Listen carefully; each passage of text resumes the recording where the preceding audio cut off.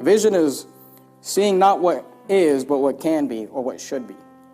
Go back to Proverbs 29, verse 18. Proverbs chapter 29 and verse 18. A vision is not concerns itself with the failures of the past, but it concerns itself with what can be done in the future. Better is the end of a thing than the beginning of it. You got to get a vision for your family. You got to get a vision for your finances. You got to get a vision for faithful service. Proverbs 29, verse 18 says, where there is no vision, the people perish. I heard a pastor one day, long time ago, I was listening to preaching. I was a teenager. And he told a story about these two soul winners knocking on the door of a young person. And that young person, teenage boy, got saved. And he got excited and invited his family to church with them. And that next Sunday, the entire family went to that Baptist church that those soul winners came from. And when they walked into the church auditorium, this young person looked up, and just like we have this sign up here, they had a sign behind the pulpit, behind the platform. And what it was someone had crafted these these individual letters out of wood. And they had across that platform these words, where there is no vision, the people perish. And that young person and that family got kind of connected there. Next week, a couple soul winners followed up on that family. The entire family got saved. Next Sunday, they were all baptized. They started coming to church and serving faithfully. Dad started driving the church bus, and mom started singing in the choir, and the kids just kind of got connected and started being faithful to service and faithful to soul winning. They all started going soul winning as a family. That boy eventually surrendered to go off to the mission field. And after receiving some training, he's out from the mission field. His church actually took him on for support as a missionary. And he was in the mission field. He got news after a couple of years that his pastor had retired and a new pastor came in.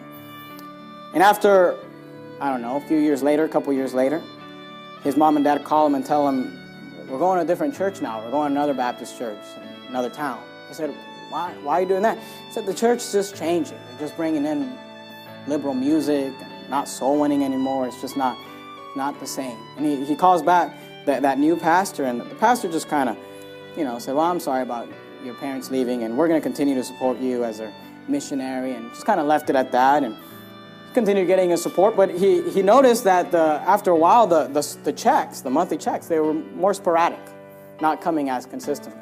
And eventually, they just stopped. Just wasn't getting any checks from them, any support. Tried to call the church and couldn't get a hold of anybody. Eventually, had someone tell him that the church had actually closed down. And this young man comes back to the United States on a furlough. He decides, I'm going to stop by that building and see what's going on. I want to see with my own eyes. He drives up to that building, and he sees the windows are boarded up. Sees that it's just kind of in disarray. Just you can tell no one's giving attention to the building. He thinks to himself, man, this place wasn't like this. And he walks up to the building. He tries to, kind of get in the door, but it's locked. He goes around the building. He sees that one of the windows, one of the planks that were nailed in, they didn't nail it in all the way. And he kind of can pull that plank back, and he kind of begins to peek into the building. He's able to look into the auditorium. It's all dirty, and it's dusty, and it's damp, and it's dark. And he's thinking to himself, how could it be? This place was so alive. This place was full of so much love, and now it's just dirty and dead. And as his eyes adjusted, he kind of looked into that auditorium. He looked at the platform. Of course, the pulpit's not there. There's no chairs. There's nothing. But that sign was still up on that wall. And he looked up at that sign. The only thing is that W had fallen off.